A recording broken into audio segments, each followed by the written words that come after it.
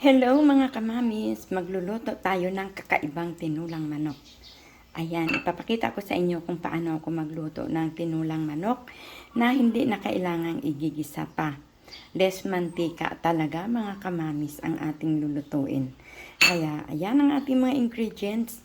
Meron tayong half kilo ng chicken breast. Ayan, wala na siyang balat.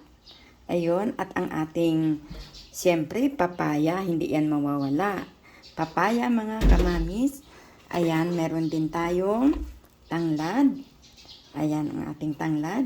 At ang ating dahon ng sili. Ayan, ang dami niyan, nangapit bahay pa ako niyan para makakuha tayo ng dahon ng sili. Meron din naman akong tanim, pero siyempre kailangan nating dagdagan para medyo madami.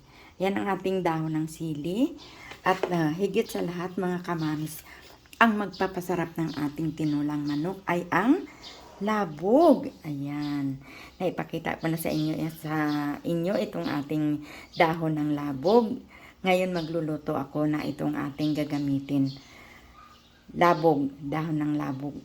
Na talaga namang kapag itong ginamit mo sa tinulang manok mga kamamis, napakasarap talaga.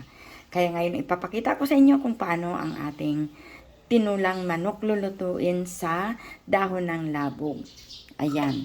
At syempre, meron tayong dahon ng sibuyas. Ayan. Dahon ng sibuyas. Meron ding sili kasi wala tayong sili. Kaya ayan, nangapit bahay din ako para manghingi ng sili na panlagay sa ating tinola. Ayan. Ayan. Meron tayong sili, meron tayong luya, at meron din tayong sibuyas.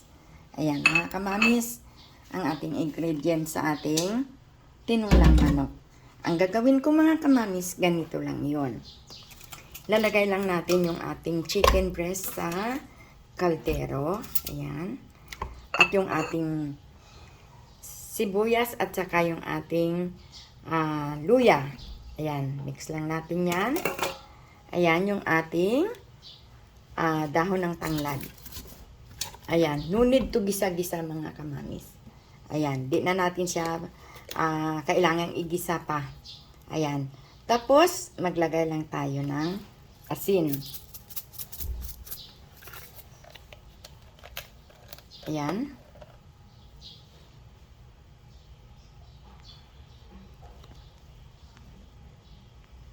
Maglagay lang tayo ng asin. Ayan, sandali lang mga Ayan, maglagay lang tayo ng asin. Tansyahin lang ninyo yung asin ninyo ha. Ayan.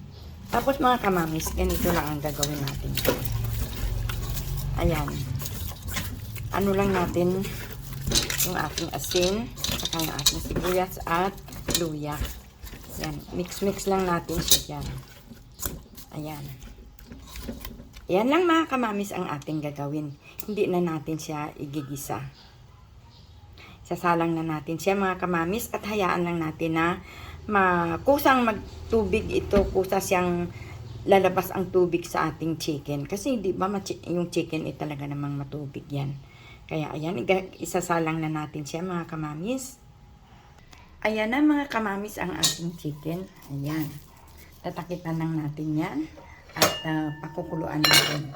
Pakukuluan natin kung saan magkakaroon ng tubig. Magkakaroon siya ng sabaw. Yan, pakukuluan na natin ang ating chicken. Yan. Yan mga kamamis. Antayin lang natin na magsabaw yan. Ayan. Tingnan ninyo mamaya. Papakita ko sa inyo mga kamamis. Ayan na mga kamamis, tingnan ninyo, di ba? Kung saan siyang nagsasabaw, kung saan siyang may tubig, nagtutubig. At saka talaga naman, ang bango. Bango ng tanglad. Ayan. Pag naglagay pala kayo ng tanglad, kailangan dikdikin ninyo yung pinakapuno para siya, magkaroon siya ng katas. Para pag nilagay mo siya talaga namang lasang-lasa talaga ang tanglad. Ayan mga kamamis, antayin pa natin. Kasi dadami pa ang sabaw niyan. Ayan. Yan mga kamamis. Ayan, antayin lang natin na kumunti na yung kanyang sabaw mga kamamis bago tayo magdadagdag na tubig. Ayan. Pag kunti na yung sabaw niyan, pwede na tayo magdagdag ng tubig. Yun na yung pinakasabaw natin. Pero ito, hayaan muna natin siya na maubos siya. Ayan.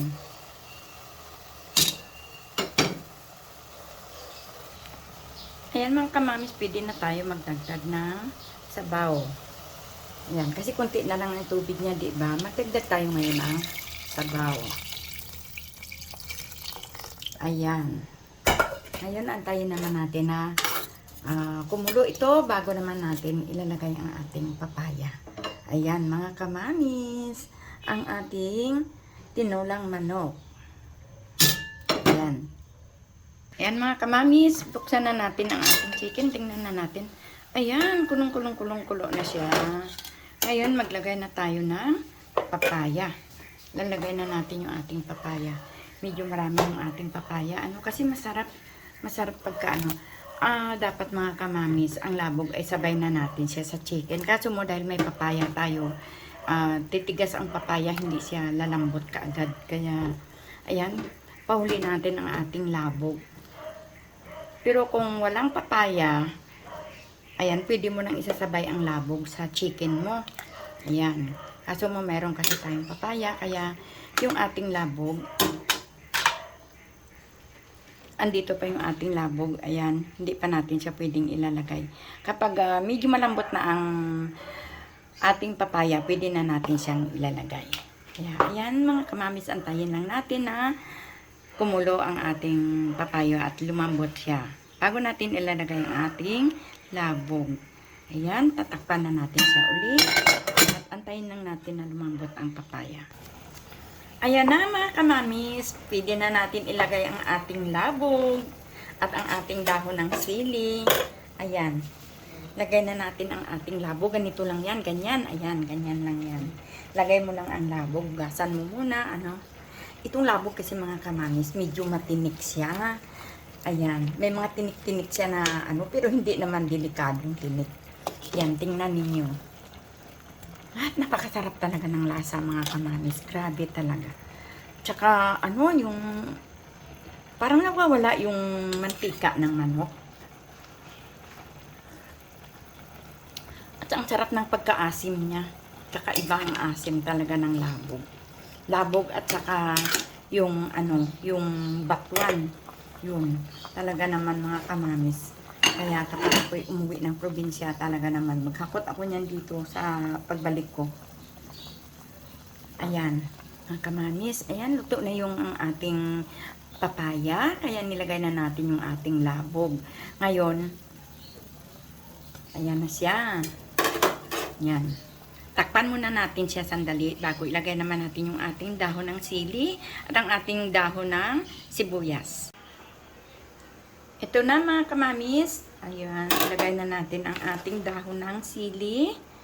Ayan. Lagay lang natin ang ating dahon ng sili. Ayan. Huwag naman natin hayaan malabog yung ating dahon ng sili. Ayan. Ayan. Tapos, saka naman natin ilalagay yung ating dahon ng sibuyas at ang ating bunga ng sili. Ayan.